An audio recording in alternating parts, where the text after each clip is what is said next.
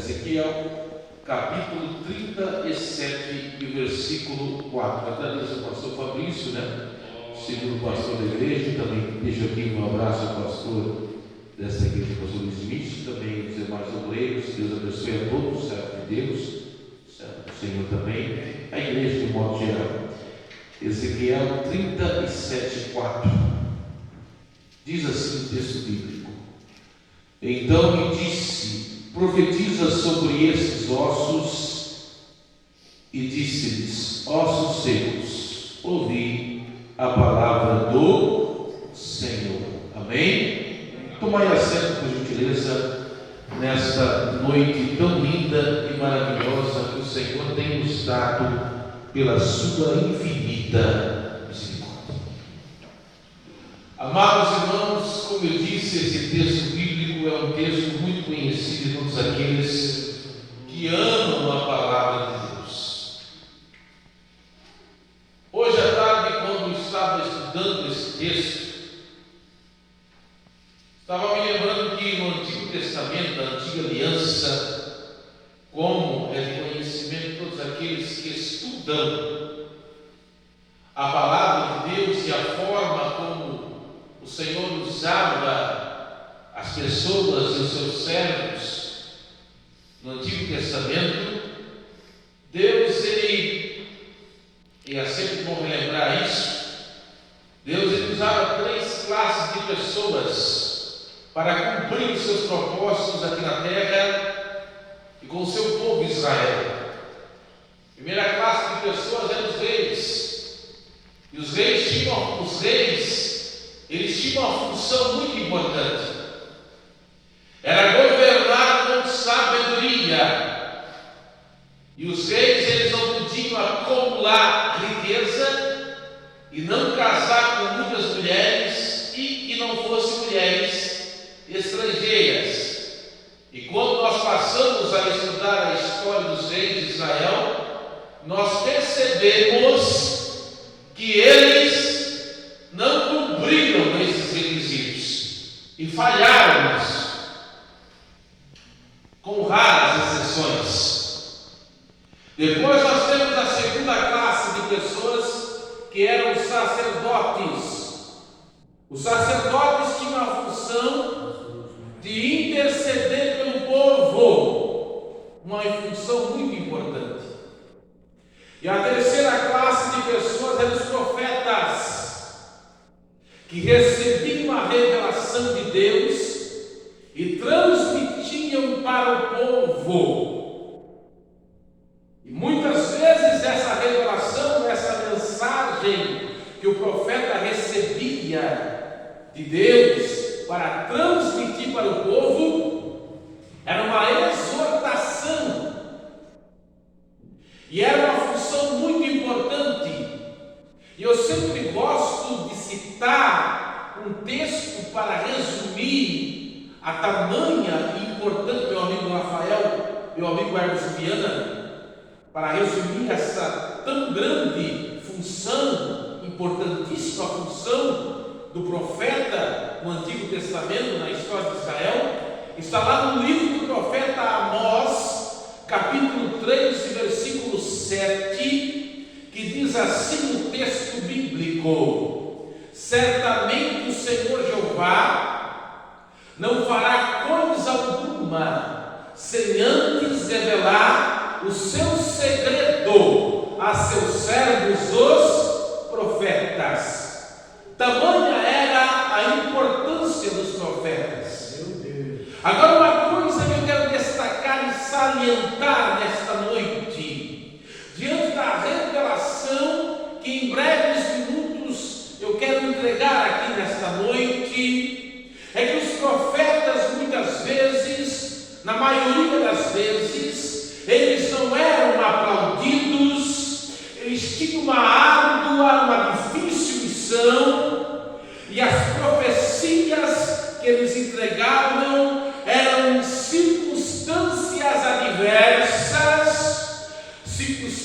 adversas e contra a lógica humana. Quem está ouvindo? Eu vou repetir o que eu acabei de falar. eles não eram aplaudidos, a sua mensagem não dava ibope, a sua mensagem muitas vezes não era bem aceita, a sua mensagem muitas vezes não agradava o ouvido das pessoas que recebiam elas, mas eles eram homens de Deus e eles eram fiéis à mensagem, às vezes pagavam um preço, mas Deus honrava eles.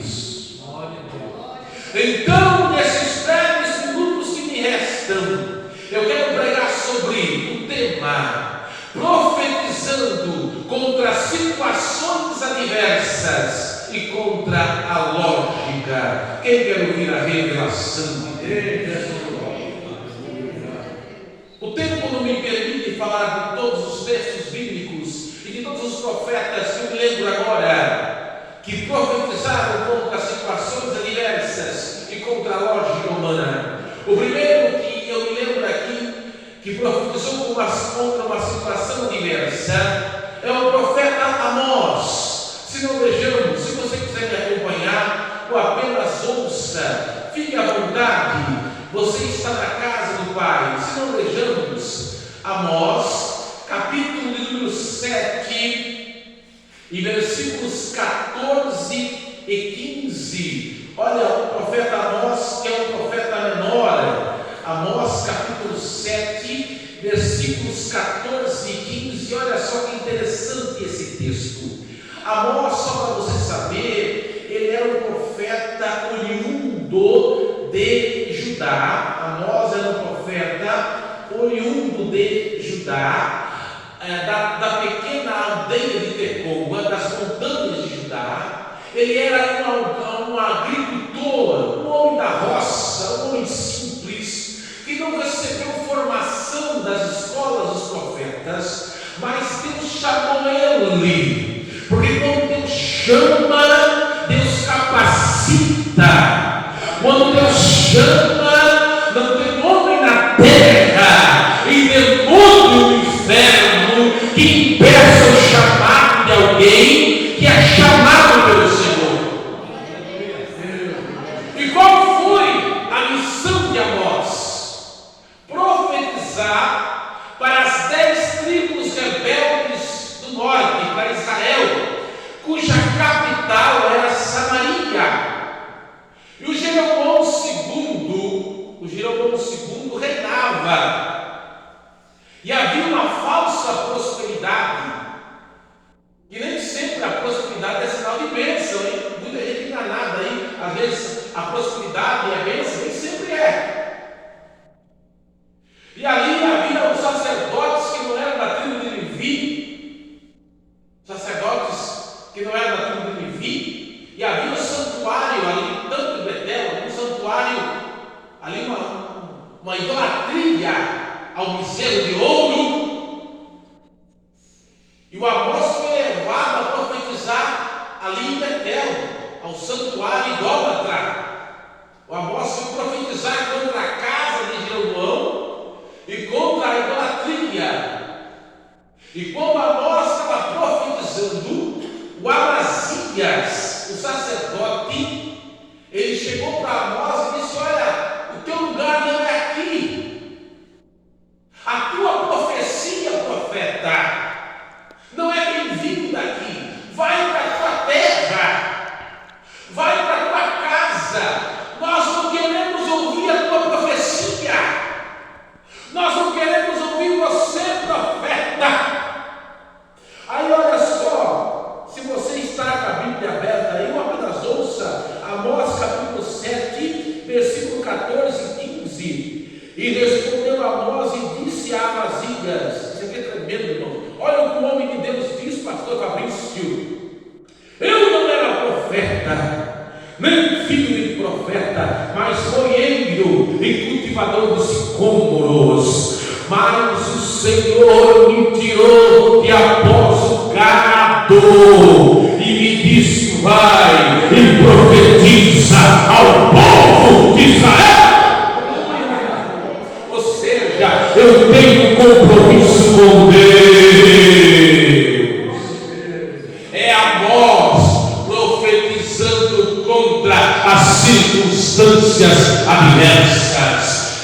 que eu digo, irmãos, está faltando Amós em nossos dias. As pessoas, é fácil profetizar coisa boa, é fácil profetizar no palácio, é fácil ser aplaudido, entregar mensagem boa, Deus é contigo, né? Mas Deus está procurando Amós, Deus está procurando pessoa que tem coragem de falar a verdade, mesmo que alguém diga nós não queremos ouvir a verdade, mas os olhos do Senhor estão como chamas de fogo, estão procurando na terra dos viventes Amós, que fale a verdade nessa geração corrompida. Porque eu vou perguntar uma coisa, quem está ouvindo aí? Quem está ouvindo? Porque os nossos dias são tão corrompidos, ou não tem bezerro de ouro hoje em dia, irmão? Não tem santuário de Betel? Está cheio, irmão. Mas você é Amós, no meio dessa geração corrompida, você é o Amós de Deus. Glória a Deus.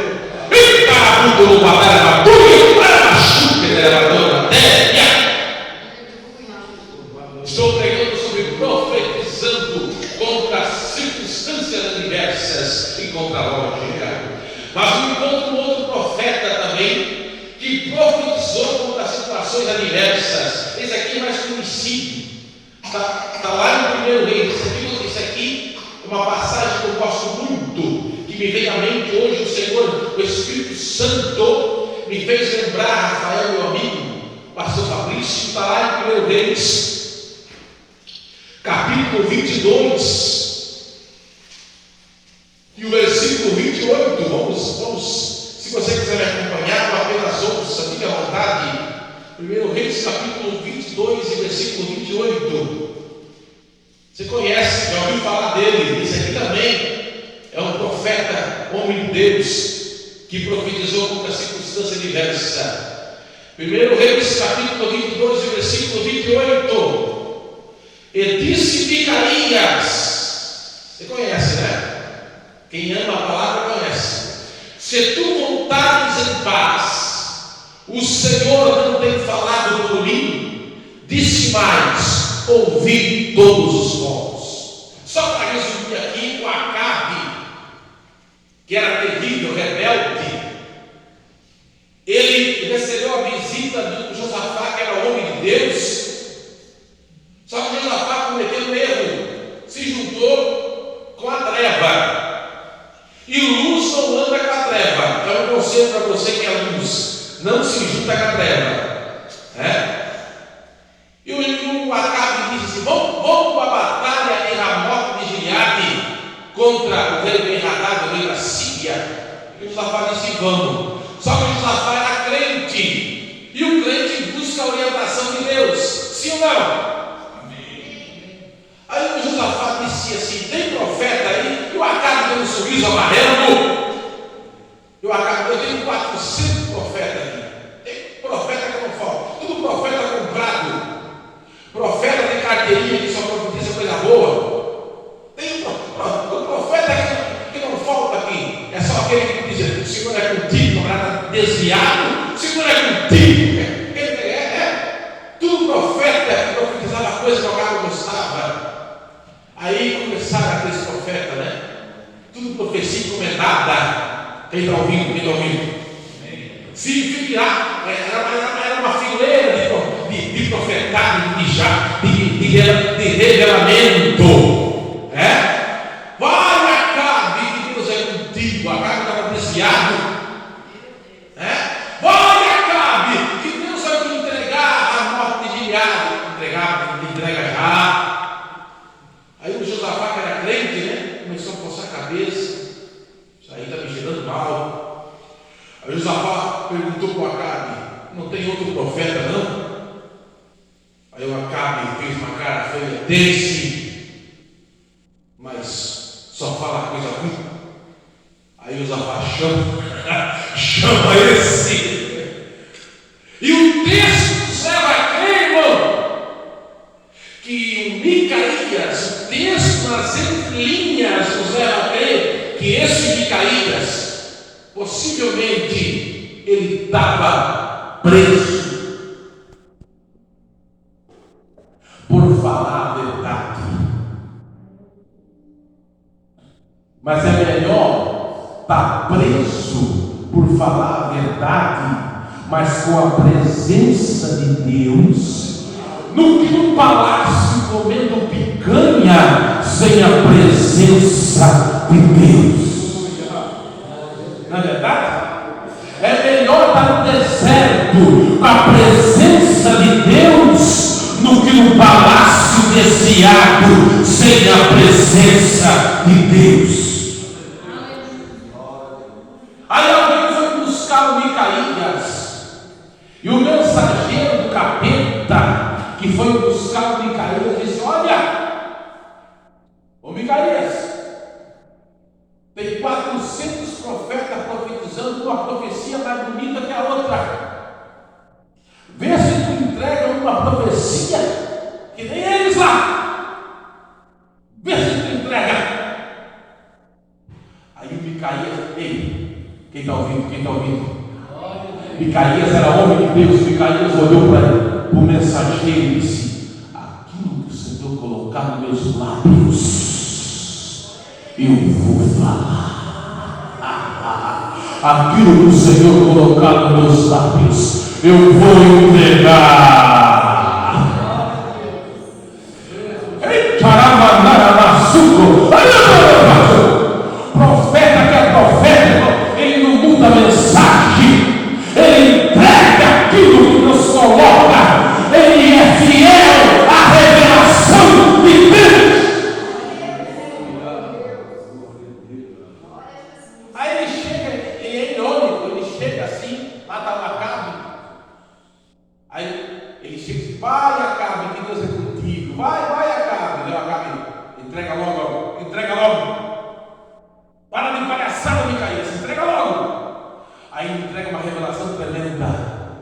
Eu vi, primeira revelação, Israel como ovelhas sem pastor. E a segunda revelação é mais profunda ainda. Eu vi o Senhor assentado no seu trono, e o Senhor perguntando: quem vai conduzir? Isso aqui é tremendo, irmão. Revelação do céu. Quem vai induzir a cada batalha? E saiu o espírito de mentira e disse: eu vou induzir. E o Senhor perguntou: como é que você vai induzir? Eu serei um espírito de mentira na boca dos profetas de Acabe. Coisa tremenda. Então vai, o Senhor permitiu. Aí quando Micaías falou isso, um profeta deu um tapa na cara do rosto de Micaías. Deus mostrou o mundo espiritual para Micaías. Aleluia! Aí o Acabe chega, coloca esse miserável, água de amargura, pão, no calabouço até que eu volte. Aí o Micaías, sendo levado para o calabouço, quem está ouvindo? O Micaías diz: se tu voltares, Deus não falou na minha boca.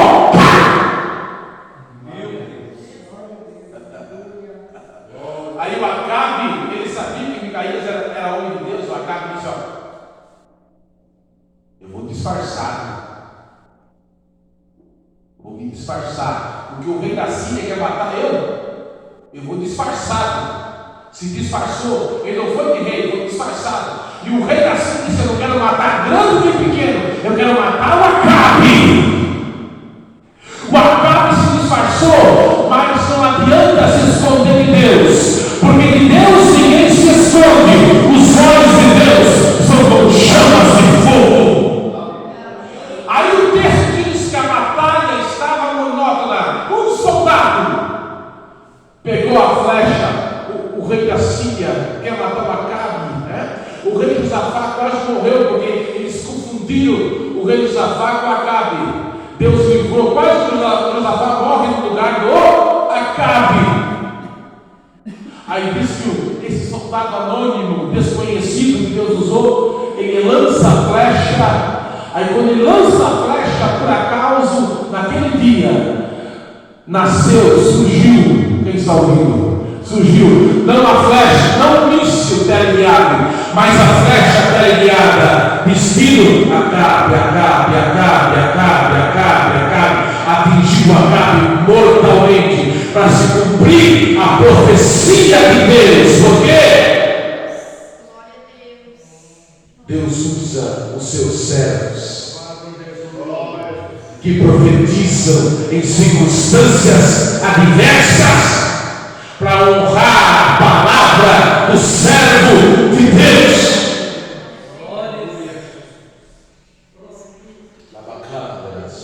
Está faltando Micaías hoje em dia.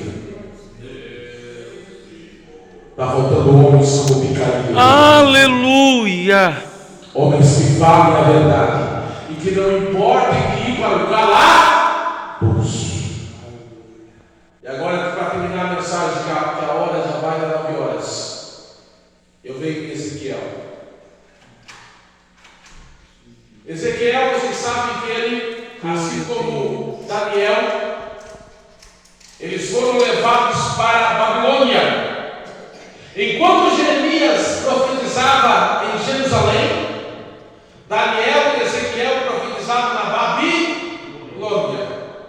A diferença entre Daniel e Ezequiel é que Daniel profetizava no palácio e Ezequiel profetizava junto aos cativos do rio Quebar.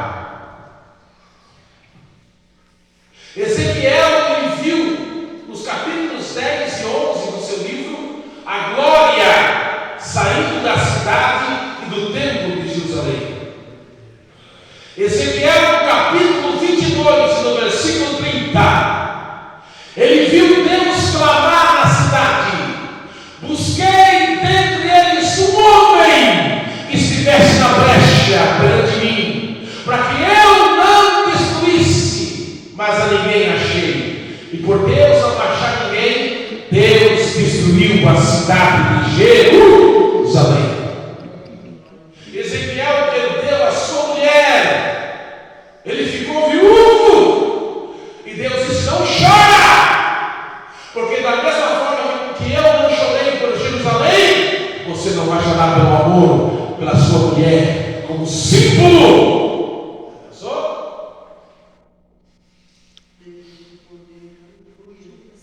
A partir do capítulo 40 do livro de Ezequiel, vem profecias de restauração, porque depois do sofrimento do cativeiro, tem promessas de esperança para Jerusalém e para Israel. O capítulo 47, por exemplo, das águas purificadoras, é a restauração, aquele rio de águas vivas que sai do trono e deságua no Mar Morto, vai se cumprir no milênio. O Mar Morto é o lugar mais salgado da terra. No milênio, o Mar Morto vai ganhar vida. Quem crê nisso? O capítulo 37 é um capítulo escatológico. É a restauração de Israel através da história. Os ossos secos, o vale dos ossos secos, é a restauração política, social de Israel. Os ossos se juntando, tudo aquilo, a carne, a pele, é tudo aquilo que aconteceu ao longo da história de Israel. Israel só vai ganhar vida quando reconhecer o Messias no final da grande tribulação. Quando eles reconhecerem que Jesus é o Messias, no final da grande tribulação vai se cumprir então esse capítulo 37 de Ezequiel é um capítulo escatológico. Então, é tremendo isso aqui, irmãos. O Senhor pergunta para Ezequiel: poderão viver esses ossos? E Ezequiel diz: só tu o sabes. Só o Senhor sabe. Mas o que eu acho mais lindo, irmãos, está no versículo 4: ossos secos, ouvi a palavra do Senhor. Aqui eu entendo que o verdadeiro avivamento vem através da palavra de Deus.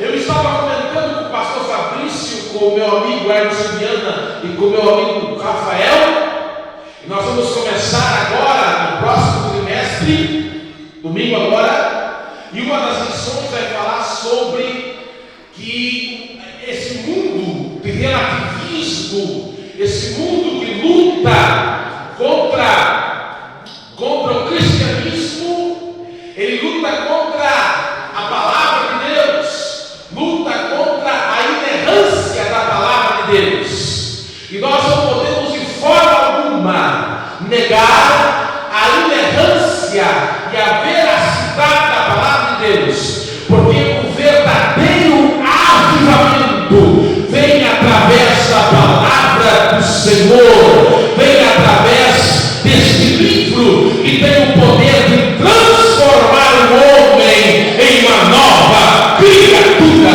que pode glorificar e bendizer o nome daquele que vive e reina para sempre. Sabe o que eu entendo aqui, irmãos? Quem está ouvindo? Quem está ouvindo? Sabe o que eu entendo aqui?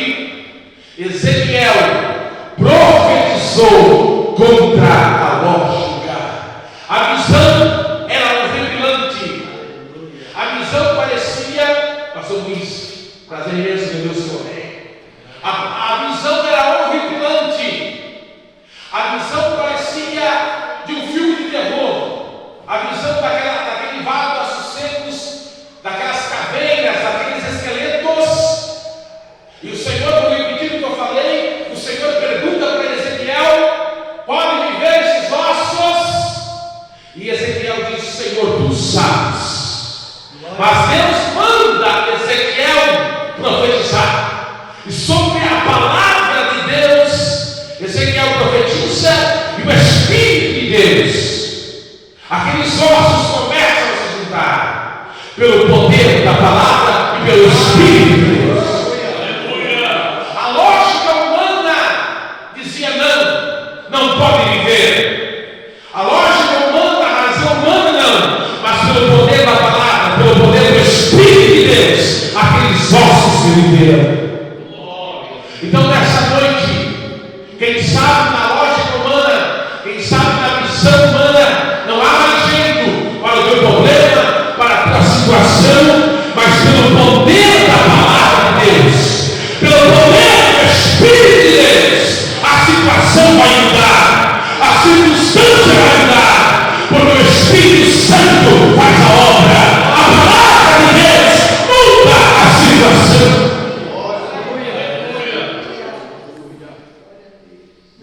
Aqui, quando era baixinho, porque a palavra de Deus é poderosa e ela nunca volta vazia. Com isso eu termino. Meu Deus. Não é aquele menino que queria ser um pregador, eu termino com isso, que agora já foi.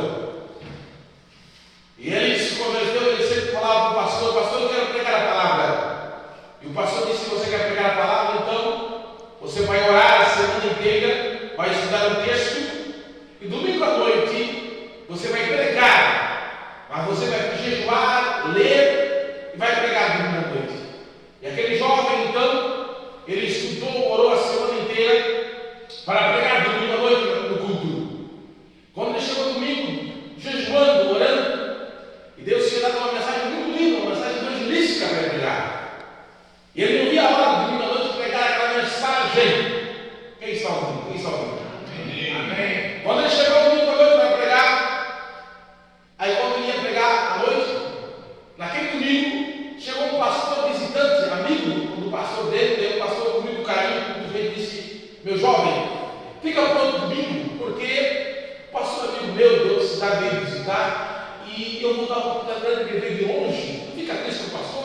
No outro domingo, então, você ministra essa mensagem, não fica chegado com o pastor? O outro domingo, vai ficar no óleo ainda, fica no óleo, vai ficar melhor a mensagem ainda. Você ora mais uma semana, você jejua mais uma semana, que a mensagem vai ficar mais poderosa.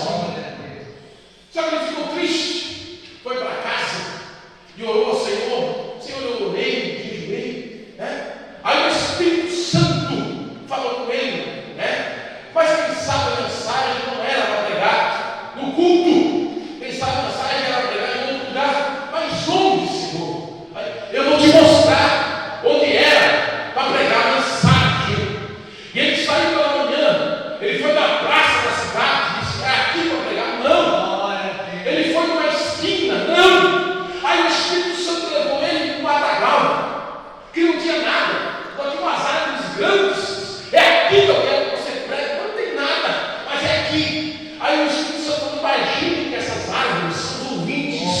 e prega aqui. Era contra a lógica.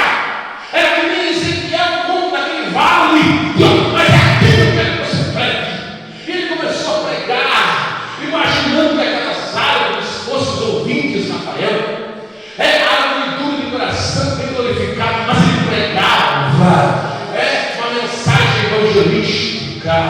O Filho do Homem veio buscar e salvar o que havia se perdido. E além de pregar, ele fez o apelo. Quem sabe hoje seja a última oportunidade. Quem sabe amanhã você não esteja mais vivo. Aceite agora. Você que está aí. E quando ele fez o apelo, quem está ouvindo? Quando ele fez o apelo do meio do matagal, saiu um homem gritando: eu aceito.